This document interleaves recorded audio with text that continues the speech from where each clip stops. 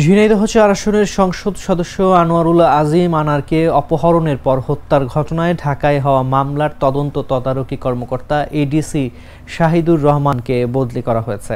ডিবির এই কর্মকর্তা ঘটনা তদন্তে এখন নেপালে অবস্থান করছেন। রোববার পুলিশ সদর দপ্তরের আদেশে তাকে বদলি করে বরিশালে জেলা পুলিশের অতিরিক্ত পুলিশ সুপার পদে দায়িত্ব দেওয়া হয়েছে।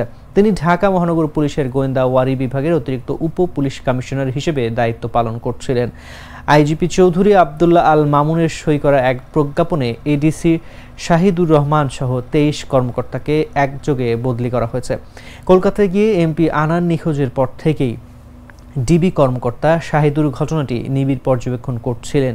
ডিবি কর্মকর্তাদের সঙ্গে কথা বলে জানা গেছে, শাহিদুর রহমানের বিচক্ষণতা ও কর্মদক্ষতায় আনার হত্যার সঙ্গে জড়িত ৩ জনকে গ্রেফতার করে ডিবি।